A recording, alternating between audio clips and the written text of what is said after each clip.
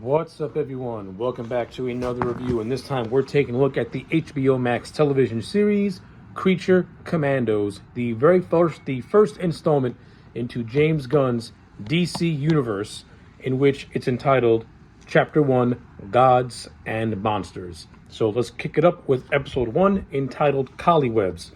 So basically, this is just a setup episode to get us introduced to the characters that we're going to be following all throughout this show. Alright, so basically the episode starts off with a news report that the fictional country of Palokistan is under attack by a sorceress by the name of Siri, who is joined by a group known as the Sons of Themyscira. So the first Amazonian we see in the James Gunn's universe is the character of Circe. This prompts Amanda Waller to assemble a team. However, because of the events of the first season of Peacemaker and her being outed by her daughter that she's using human beings to pretty much go on dangerous missions, she decides to go another route and recruit a bunch of monsters, in which she calls them Task Force M. And the leader of Task Force M is Rick Flag Sr., voiced by Frank Grillo, the father of Rick Flag Jr. And the first episode does make reference. We do get a reference to Rick Flag Jr. and his death in the 2021 Suicide Squad movie, and we also get a roll call of the colorful cast of characters that we're going to follow all throughout this show. So we have the Bride, who is based off the Bride of Frankenstein. We have another character by the name of Mina Mazursky, who is basically a female version of the creature from the Black Lagoon. We have Dr. Phosphorus, voiced by Alan Tudyk, who is basically a man that's engulfed in greenish flames. We have Weasel, a returning character from the 2021 Suicide Squad movie. And we have the character of G.I. Robot, voiced by Sean Gunn, who is a Nazi-killing robot from World War II. So yeah, as an overall first episode, I thought this thing did an overall decent job at establishing the characters and establishing the story that's overall going to tell. I don't think the first episode is all the way perfect. I think James Gunn kind of leans in a little bit too heavy into his sort of sense of humor. I mean, you literally have a running joke in this first episode that is basically piss jokes, and it's not funny. I didn't get any laughs out of it. The first piss joke was where the team is going to Palokistan because they're going there to help the Princess Rostafik fend off Siri. On the way to the country, Dr. Phosphorus is making a comment about something, and Weasel and the character of Weasel pisses himself, and the show is meant and the scene is meant to get a humorous reaction out of you, but I didn't find it funny. And that's not against James Gunn's writing or Alan Tudyk's performance. I just thought the scene was juvenile. It didn't get a chuckle out of me at all. And then they tried to do another piss joke where the team gets to the palace and Rostovik's guards play a joke on the team, and they make another reference to how Rick Flag Sr. almost soiled himself. And again, the piss jokes, they didn't go over with me. But I thought other parts of the humor that this show did, I got some chuckles out of it. I thought it was pretty good. But the humor in the first episode was kind of up and down. But what this first episode did more effectively was setting up its characters and more or less giving us a little bit of a history lesson and setting up some story arcs that we're going to see unfold as the show progresses. We get a little bit of insight into Rick Flag Sr.'s history. We find out that when he was the age of 18, he and his wife had Rick Jr. And Flag Sr. also says that he and his wife were not really on the same page with certain things. But I do like how the show does pay tribute to Rick Jr. And I like the fact that Rick Sr. more or less considered Rick Jr. to be a better man and a better military officer than he ever was. So I kind of like that I kind of like how James Gunn pays respect to Flag Jr., so that was pretty cool. What I didn't really care for was the setup of a potential romance between Rick Flag Sr. and his daughter, especially after Rick Flag Sr. says that he and his son, if he were still alive, that the princess and his son would have made it for a decent couple. But then you get this real creepy thing where the princess says that she digs older men, and she more or less comes on to Rick Sr., and he fends her off. Yeah, I didn't really care for this at all. It seemed kind of forced and out of nowhere. And given what happens at the end of this episode, I don't think you really need a romantic subplot because you're already going to get one. And you're going to get one that has the potential to be actually pretty decent. And I'll cover that momentarily. But yeah, more aside from some kinks with the Rick Flag Sr. character, I do like him for the most part. And he does have a very entertaining fight scene with Dr. Phosphorus towards the end of the episode, where Phosphorus tries to take the device that will shock the creature commandos if they get out of line. It's very similar to how the Suicide Squad operate, though it's not used in a deadly force type of way. So that's that. But more or less, the focus of this episode is on the bride and the character of Mina, and I'm already liking the direction that's going to potentially go down with these two. I think the bride is more or less going to act as a de facto mentor to the character of Mina and kind of toughen her up in a bit. And this is pretty evident when the bride breaks out of the house and she's on her way to Castle Frankenstein, her home, which conveniently happens to be in the same country that our characters are in.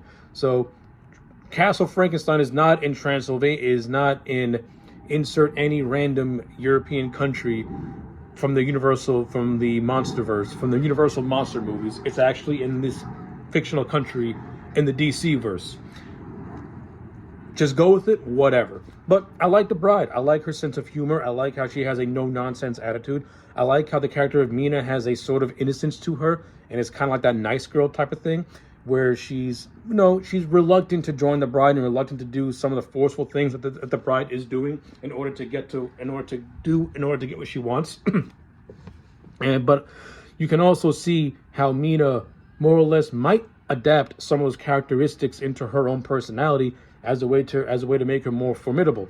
And again, I kind of like the idea of linking these two together because it can make some decent story elements. But the biggest takeaway to get from this whole part of the show is once they get to Castle Frankenstein, they're being watched by this old woman who's living in a hut right across the street from the Frankenstein castle. She makes a call, and she makes a call to Frankenstein himself, informing him that his bride has arrived. And the show basically ends with Frankenstein going to make his way to be reunited with said bride. Now, how that reunion is going to go out, I can't wait to see. Of course, Eric Frankenstein is played by David Harbour, so I can't wait to see how his performance is, how he portrays the character of Frankenstein as the show goes on. Yeah. So with all that being said, I thought the first episode was an overall decent start to the show. It does what it needs to do. It sets up the overarching story and the villain of the season, while also setting up the roster of anti-heroes that we're going to follow all throughout. We get some follow-up to Peacemaker Season 1 and to the Suicide Squad 2021 movie. We're introduced to Rick Flag Sr. in a decent type of way, and the group of monsters that are going to be joining Rick Sr. on his mission. Well, they all got their own distinct personalities. The voice acting is top-notch. I thought G.I. Robot had to me, some of the episode's funniest humor came from the character of G.I. Robot, and the show also starts to build up a little bit of a friendship between him and the character of Mina. That's another relationship that I want to see how that unfolds as well, because I think you can get some mileage out of that. So yeah, while I don't think the first episode is all the way perfect, it does overall have a decent setup. Some of the humor is hit and miss, and some of the humor is actually pretty decent. So yeah, an overall mixed bag, but not bad. But an overall decent start. Episode 2, the Tourmaline Necklace. Okay, so episode 2 basically acts as an origin story for the bride and how she came to be, and it also establishes the complex relationship that she has with Eric Frankenstein, who is the other creation of Victor Frankenstein. I'm just gonna say this: the flashback stuff with the bride and how and her relationship with Victor and Eric, I think is the strongest part of this episode, and it really lays the groundwork for more or less a very tense rivalry between the bride and Eric. And I'm going to elaborate on that momentarily. But some of the other aspects of this episode, like that take place in the modern day. Let me just get the modern day stuff out of the way first, because I find it to be the least interesting part of this episode. So Rick Flag Sr. and Princess Rostific, well, they have sex, and just like I didn't like the setup in episode 1, I think it's creepy. It was paid off here, and yeah, it is what it is. I didn't care for it. I didn't really care for the humor that Dr. Phosphorus and the guards were doing, in which Phosphorus was trying to make a sex joke, and it just didn't come across at all to me. It just didn't come across as anything to me. But ultimately, it basically leads to to Rick Flag finding out that Mina and the bride are not on the compound, and now along with Weasel and Phosphorus, they go on their way to Castle Frankenstein to retrieve them. So that's basically that. But now that I got that out of the way, let's talk about the stuff that I actually did like. And a lot of the stuff that I did like is the story of the bride. And I like how the show mixes elements from the Mary Shelley novel and the old Universal monster movies. Now, if you know your history, the bride was a character who was mentioned in the Mary Shelley books, but she was never brought to life in those books in a way. The bride didn't really become a full-fledged character till you got to the old Universal monster movies, and that's where the bride developed her signature look and appearance. So I like how the show mixed elements with the book and mixed elements with the old Universal monster movies. And you can see that with the portrayal of Eric Frankenstein, in which his characteristics are basically taken from the novel, in which he's very articulate with his speech and is very aware in what he's doing, but at the same time, he doesn't know how to control these emotions, and he doesn't understand the emotions that he has within him. I actually thought some of the stuff with Eric Frankenstein was handled very, very, very well. I also like the stuff with Victor Frankenstein too, and I'm not gonna lie, the romance, the budding romance that develops between Victor Frankenstein and the bride, it's weird, but at the same time, it's actually very interesting, because you can clearly tell that Victor has a thing for the bride, in which Victor is teaching the bride how to act human by teaching her how to say words, teaching her how to use phrases and stuff like that. And you clearly see the sense of the bride falling for Victor and Victor doing the same for him. This, of course, leads to Eric being extraordinarily jealous, because the whole purpose of Victor creating the bride was so that he can have a companion for himself. And when the bride was brought to life, she is more or less scared by Eric, though unintentionally, because Eric's excitement over having a companion for himself gave the bride a shock. After Victor had already explained that that the bride is like a newborn baby, in which a newborn's first glimpse of any human life is their mother, is their maternal figure. Since the bride was born without a mother and was just pieced together from various different human parts, and then all of a sudden popped to life, she has nothing to tether her emotions to. And when she sees Eric for the first time, she is noticeably frightened by him. And when she sees Victor, she's more or less calm, and that's where the budding romance between these two kind of blossoms a bit. Now, essentially, James Gunn is making me care about a man more or less creating necrophilia. Though, is it really necrophilia since the woman is alive? But what really makes these flashback scenes interesting is that they're intercut with the bride and Mina walking through the ruins of the Frankenstein castle on the search for this necklace.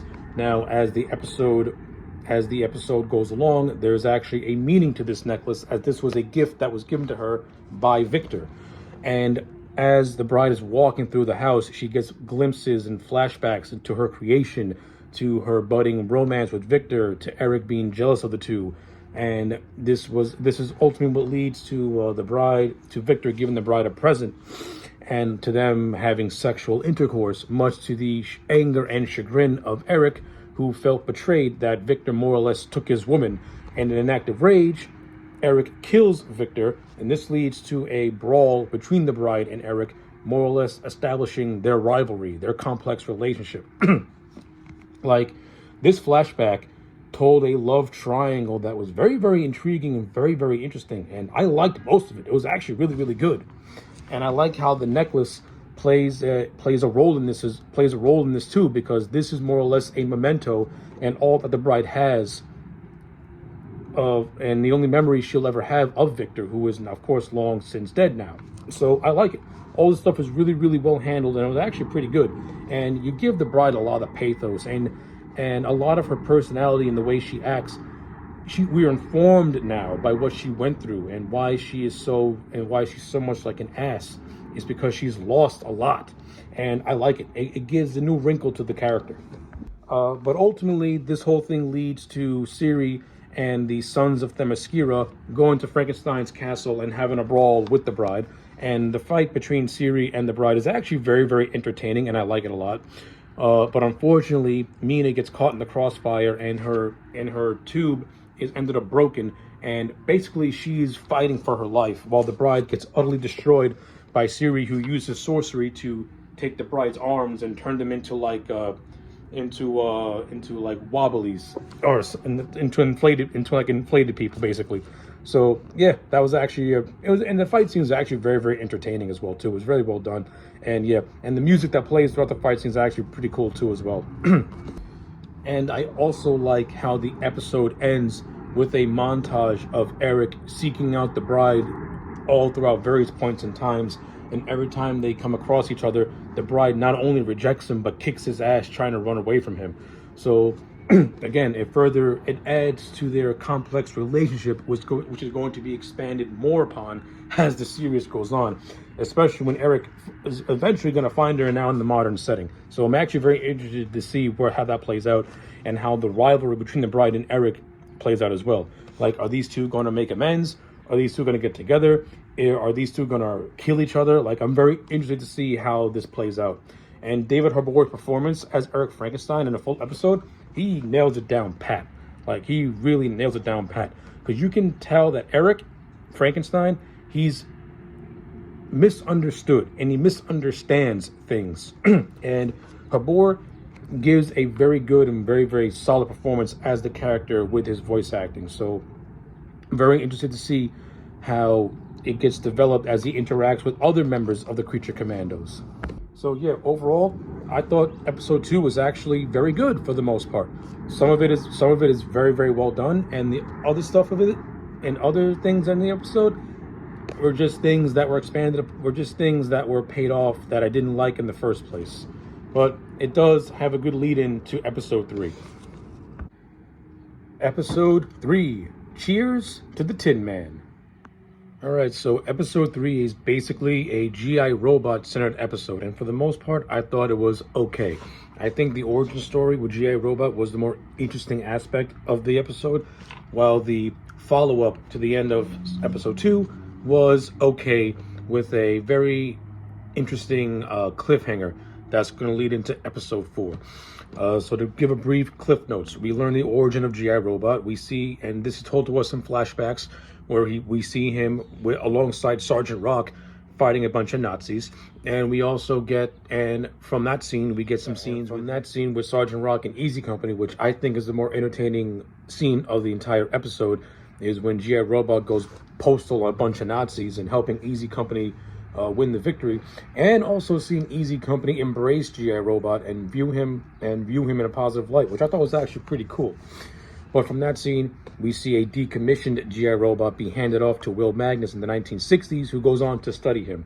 And pretty much from there, we see how G.I. Robot pretty much, erodes and erodes throughout the decades until the 1990s, where he's basically handed off to an antiques collector who has a lot of war memorabilia. Now, what makes this part interesting is that G.I. Robot and this antiques collector kind of develop a bond a little bit, but when the antique collector takes him to a meeting, it's revealed that the collector is actually a neo-Nazi, and since G.I. Robot's whole programming is to kill a bunch of Nazis, he does just that. And it's the slaughter of these neo-Nazis that gets him incarcerated into Bellevue. So yeah, all the stuff with G.I. Robot in terms of his flashback stuff, I actually enjoyed it. I actually liked it, and I think Sean Gunn, who voices G.I. Robot, is actually one of the better characters in this show that I actually really much enjoy. I think G.I. Robot is funny. I think G.I. Robot is fun, and I do like the friendship between him and the character of Mina, who does end up surviving the end of episode 2, as G.I. Robot finds her in a tub that's wrapped in barbed wire as a way for her to still keep living, since she can't live without her helmet. So, speaking of which, now we just go to the present day scene. Rick Flag and the rest of Task Force M have made it to Victor's mansion, where they fight off Siri and the Sons of Themyscira in an okay action sequence that was really meant to be a ruse, since the Sons of Themyscira end up invading the Rosevik castle to capture the princess, which they are unsuccessful in doing, especially when Rick Flag tells G.I. Robot to go postal and tells him and pretty much says that the Sons of Themyscira are actually Nazis. And this is what gives G.I. Robot the inclination to go completely and total postal on everyone until he's destroyed by Siri. And this leads to an actual decent moment between Mina and G.I. Robot, where we think G.I. Robot may be destroyed, but he's not. He's just a head with no body. But the interesting part of the ending is where Siri gets captured and then says, so basically after Siri gets captured, she blames the creature Commandos for causing the world to have doom, for putting the world in doom by stopping her. What this means, I don't know, because up to this point, Siri was presented as the villain. So apparently there's a bigger threat that's on the horizon. But yeah, that in a nutshell, that's basically episode 3. Aside from the G.I. Robot stuff, everything else about it was okay. Nothing really all that fantastic, but okay. But things that I do like, I like G.I. Robot's origin. I like Sean Gunn's performance as the character. I like how G.I. Robot looks like one of the robots from Wonder City in the Arkham games. I think that was actually pretty cool and a nice little reference to that. But other than that, I thought episode 3 was no different than episode 2, in which the origin stuff is more interesting than the stuff that's taking place in the present. But it does lead to something that interesting that could happen in episode 4. If you've seen the future clips for episode 4, we're going to get some answers as to what's going on with Siri, and it's also going to be an episode that explores the origin of Weasel. So yeah, that's something to look forward to. Episode 4, Chasing Squirrels. So overall, I thought this was a very, very good episode of Creature Commandos. This episode focuses solely on Weasel's backstory, and his character now gets informed. So when you watch the Suicide Squad from 2001, there's a throwaway line when Amanda Waller is recruiting the Suicide Squad for that film, that the character of Weasel is imprisoned in Bellevue for supposedly killing 27 children. Well, in this episode, we get answers that are filled in, and we get the truth behind this. Weasel never killed anyone. Actually, it was the exact opposite. A bunch of school children are playing in the school park, and they come across Weasel. At first, they're intrigued by it, but as the episode goes on, the children and Weasel form a bond and a friendship. And through a misunderstanding of some guy looking at the children play with Weasel, thinking that Weasel is a wild feral animal that might be killing, that could possibly hurt the children, he accidentally sets fire to the school in which the children are killed. And while Weasel is trying to save one of the kids, he is gunned down by police and is forced to watch her die, and he is helpless to try and save her.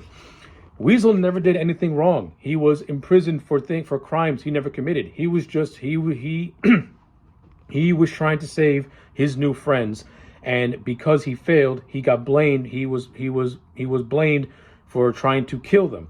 It was a very good backstory that James Gunn gave the character of Weasel, informing him, giving him a layer of emotionality and a layer of tragedy to him. And I thought it was actually displayed fairly well in the episode. I thought it was really well done. Other takeaways that I do like from the episode as well, we get Eric Frankenstein, who after having a very entertaining fight scene with Rick Flag, since Frankenstein believes that Flag is banging the bride, and then after the two kind of have a heart-to-heart talk, Frankenstein comes to the understanding that Flag doesn't want anything to do with the bride, and that he's in love with the princess of Pakistan, Rostovik. And this leads to a little bit of a bonding between these two, in which Eric considers themselves to be friends now, and they are now going to be teaming up to go to Rostovik so that way Rick Flag can save Rostovich and that Eric can be reunited with the bride, who in his mind compares to a bunch of movies like Titanic and Harry Met Sally as someone that loves him back, though she doesn't know it yet. When in actuality, it's the exact opposite. And from the looks of things, it looks like the bride can't stand Eric, and for rightfully so, since he killed Victor. But overall, I do like the scenes between Eric and Rick Flag, and I thought David Harbour and Frank Grillo bounced off really well off one another in their scene together. I thought it was actually pretty funny. It had some good moments to it, so I enjoyed the hell out of it. But the biggest takeaway of this thing is the character of Sire. Her motivations in this episode have been explained. So Sire is a clairvoyant in which she can see the future or things that could happen in a potential future. And one of the visions she has is Princess Rostovich becoming mad with power and overtaking the nations to the point where she kills a bunch of superheroes, being the Justice League. And we see animated corpses of Superman, Batman, Peacemaker, Judo Master, Wonder Woman, and whatnot. And it's because of these clairvoyant visions that Amanda Waller orders Rick Flag and the Creature Commando and Task Force M to go back to Polokostan to kill the princess to prevent this from happening. Now, Rick Flag naturally is against it because he's not going to take a clairvoyant hunch as something that should be taken with legitimacy. And he makes his way back to Polokostan to try and save and warn the princess. While meanwhile, Amanda Waller redeports the commandos to Polokostan to kill the princess, having the bride now be in charge. So basically, the episode ends with the two different factions going to Polokostan to try to going back to Polokostan, and they're gonna have. And it looks like James Gunn's heading to a little bit of a civil war between these two warring groups, or something big is gonna happen, which I'm very interested to see. So yeah, overall, I thought episode 4 was actually really, really good. It's got a lot of good moments to it. It has a lot of emotionality to it.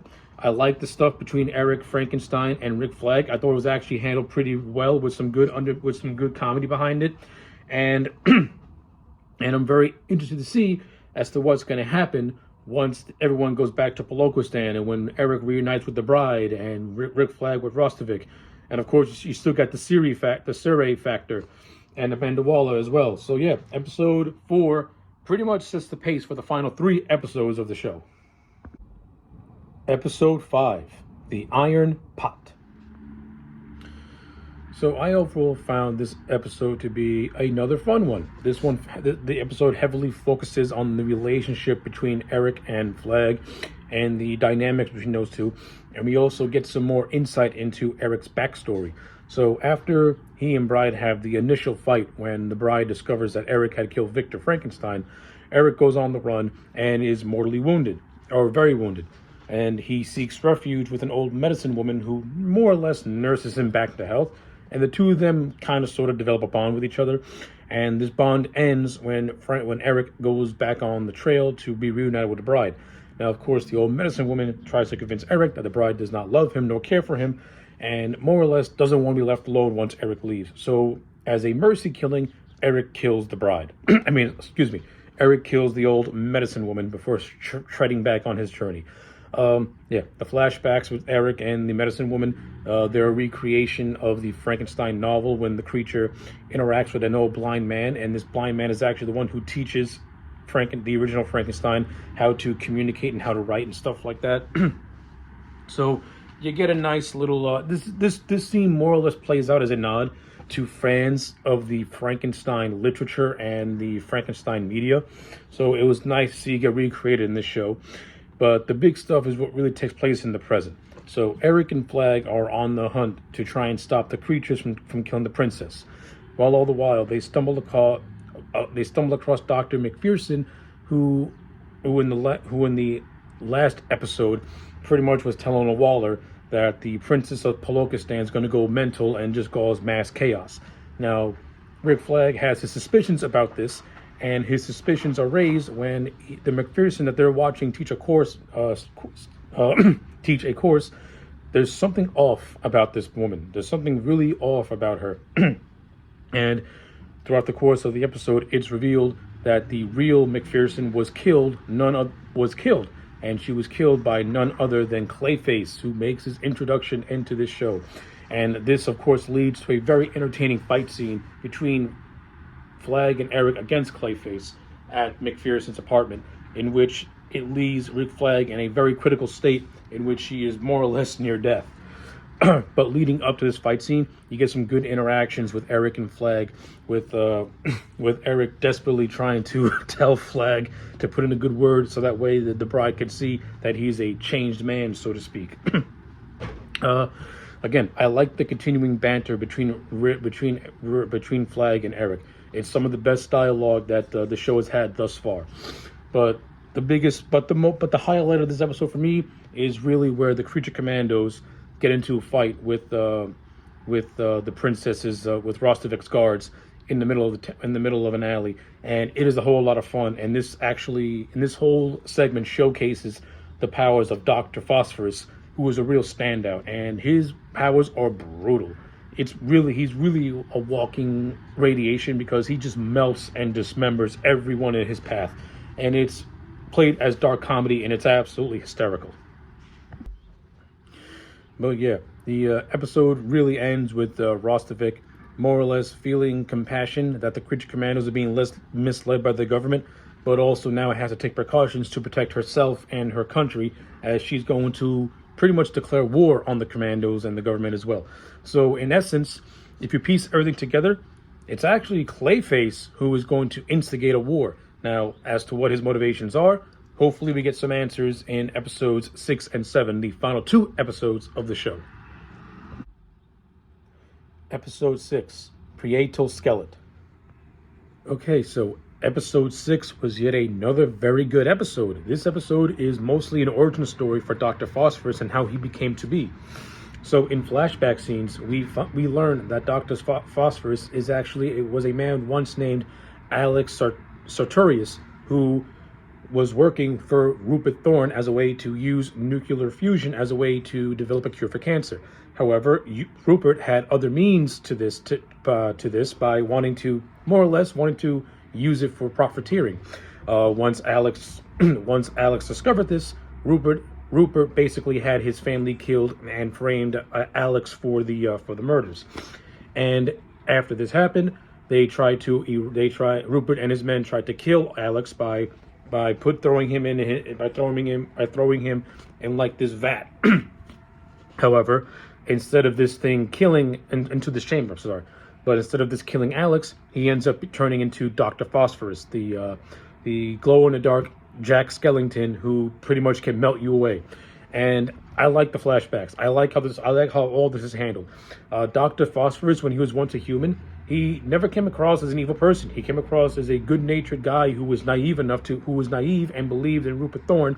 Meanwhile, Rupert Thorne had other means, and if you know Batman lore, Rupert Thorne is a crime boss. And you got to be stupid to believe that a crime boss wants to have you do things for good intentions. That's not their MO, and it's never been their MO. But I do like how Alex is good-natured enough to fall into that trap, but without turning him into an idiot. Like he almost does it out of desperation for something, like as an obsession, so to speak. Kind of similar to Victor Fries, who has an obsession with wanting to cure his wife and then cryogenically freezes her, and that just to be betrayed by the man that he worked for, Ferris Boyle.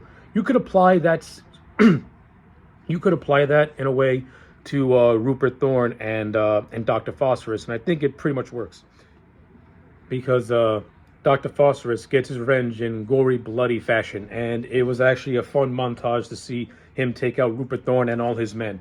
And once he eliminates Rupert Thorne, he gets his empire, he's on top of the world, and then he is stopped by Batman. That's right, Batman makes a quick cameo in this show, and I'm very excited. I know that Batman's not going to be in episode 7. This is just a cameo, but James Gunn is slowly starting to integrate his DCEU little by little within this show. So seeing a quick glimpse of Batman was so much fun to see. I loved it. But yeah, when this episode is focusing on Dr. Phosphorus, I like it. Especially like how he goes into a house, and while he's walking through this house, it triggers his memories. Especially when he meets a little girl and starts to play that little girl. It reminds him of his young son who was murdered by Rupert Thorne. I like all this stuff. It shows the humanity that is still within Dr. Phosphorus. Despite his appearance and despite his look, the man still has feelings, and the man still has feelings. And he pretty much hides behind the facade of the humor and the way he looks. But deep down, he's a broken man. I like it. It was well written, well done. And I think Alan Tudyk, who voices the character, did an excellent job. And then you got other stuff in this episode which is done fairly well. The bride and Mina, they take refuge in a brothel, and that's, this section of the episode is all right. They more or less defend this brothel after two metahumans start abusing one of the girls, and the bride pretty much takes them out. So that's basically that's actually, I changed my mind. This part of the episode I didn't really care for. It kind of felt like filler. It kind of felt like we're just giving Bride and Mina something to do until we get to the episode 7. But a section that I do like is what they do with Weasel, and seeing Weasel in the wild and having him interact with like these stray wolves. This was actually really, really cool. This was actually really, really tender, because it just shows that Weasel has no evil intentions. He just doesn't want to be alone. He just wants to have friends, and him interacting with other animals and pretty much treating these dogs like pets. It was actually really nice and really well done, and I like it a lot. And it really makes you feel bad for Weasel. You really want Weasel just to like enjoy himself and have companionship, so to speak. So I enjoyed that. At the conclusion of the last episode, Clayface had totally wrecked Rick Flag, so he's laid up in the hospital with Amanda Waller wanting to get answers out of him. That's pretty much all his stuff. And then you get the stuff with Eric Frankenstein, who is making his way to Pokolistan by commandeering a plane. So that's more or less his stuff. So yeah, overall, like I said, I think episode 6 was really solid. It's mostly focused on Dr. Phosphorus, which the flashbacks and his story was actually really well done. I like the stuff with Weasel, even though I think the stuff with the bride and Mina is really filler. At least it leads to a semi-entertaining fight scene with the bride and Mina taking on two metahumans, and the bride completely and totally wrecking them. The stuff with Weasel is very heartwarming, and I enjoyed it. And the stuff with Eric, though scattered, his whole goal is to go to Pokolistan just to get the bride back. So his story is more or less the same, and it better have a satisfying conclusion, because you've been building this up since episode 1. So something's got to happen between the bride and Eric, and something that's not disappointing and it's not going to make me scratch my head as to, after all that's what you did. But we'll find out in episode 7 when the season concludes. Episode 7, A Very Funny Monster, the season finale. Okay, so I overall thought the season finale for Creature Commandos, to me, it's a mixed bag. It has things that I thought was actually really, really good, and then the finale made decisions that I didn't really care for and didn't really like. So I'm going to make this as short as I can and just basically give the bare bones synopsis before I give my overall thoughts. So the stuff that I did like about episode 7, I love how James Gunn handled the backstory of Nina. Nina, along with the bride, are two of my favorite characters in this show, alongside Dr. Phosphorus and G.I. Robot. I think the backstory with Nina provides a tragedy to her, but also makes her more likable. Like, she was born with a birth defect where her lungs were outside of her body, and her father had basically did everything he could just to try and give her a normal life, while her mother was totally just not with it. I'm of two sides about this. Number one, I like the fact that the father is portrayed as a loving father who is trying to do whatever he can to provide a normal life for his daughter and never sees her as a burden, but always as a blessing. While on the other hand, the mother just sees her as a curse, for lack of a better phrase, and wants nothing to do with her in a way. I mean, I think evilizing the mother like that was kind of a low road. I think you could have did some scenes where the mom could grow to love her daughter, but at the same time still resent the fact that she looks the way she looks, and that's what causes her to leave. Instead, the mom is just totally against Nina just from the second she was born. I don't know. You kind of demonized Nina's mother a little too hard, and I wasn't really with that. But aside from that, I do like everything else with Nina's backstory. I like how she tries to go to a public school and the kids just ridicule her and torture her and make fun of her. I thought that was handled really well. Just seeing her try to act like a normal kid, and everyone just being just so not with it. I thought that was actually handled very well, and it provided a nice layer of tragedy to the character of Mina. Still, no explanation as to how she of all people winds up in Bellevue. Since sorry, let me correct myself.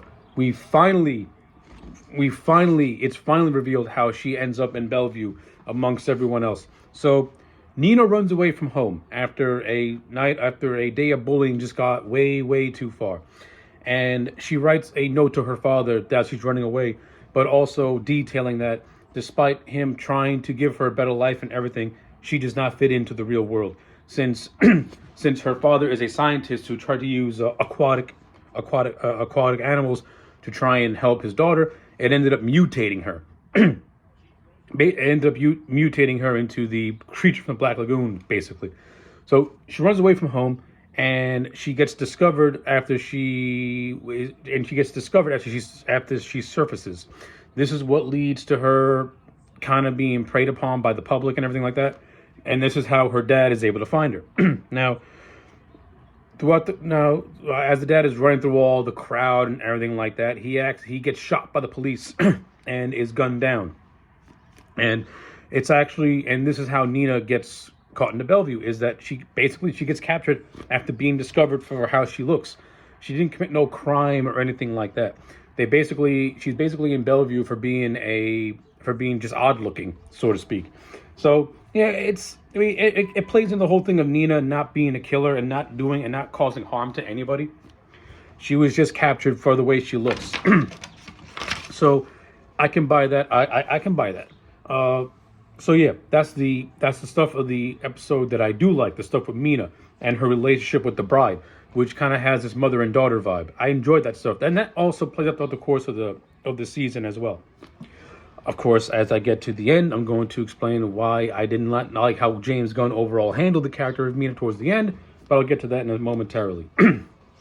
But speaking of the bride, now that all the flashback stuff is done, we get back to the main story, in which it's Monster M still under the guise of still under the orders to kill the princess after it was revealed that the princess may be innocent and everything, are about to make their kill. Until, guess who shows up? Eric Frankenstein. And the bride shoots him, and the bride pumps him full of lead. He falls to his doom, and that's the end of him. All that build-up just for Frankenstein to get pumped full of lead, not have any really real confrontation with the bride, and to be revealed in a post-credit scene that he's still alive and being taken care of. Well, I'm glad you didn't kill off Eric Frankenstein, but you could have given these two at least one conversation with each other. Instead, it's nothing. And kind of makes Frankenstein's whole arc in the season feel absolutely incomplete and for nothing. The entire time we spent with him, he's looking for the bride, wanting to get a confrontation. And when it finally happens, they don't even share a word. They don't even share a conversation with each other. She just shoots him dead in her mind. I don't know. Kind of a waste. I didn't like it. I do like how both the bride and Dr. Phosphorus have to goad Mina into killing the princess after she's swimming alone in a ravine. And they do a recreation of the old creature from the Black Lagoon, in which the lady of that movie was swimming, and then the creatures underneath her swimming also. That's an iconic scene. If you've ever seen that movie, we get a recreation of that. Was pretty cool. And just as Mina is about to kill the princess surprises her and actually kills Mina. And I don't like that. I do not agree with the killing of Mina. She was the best. She was the most innocent character in this whole show. And she was more or less the life. She was more like the heart of this show. And the stuff that the show was building with her and the bride, you could have taken it in so many directions. Because essentially, the bride was acting like the mother that Mina never had. And you could have gotten so much more out of these two.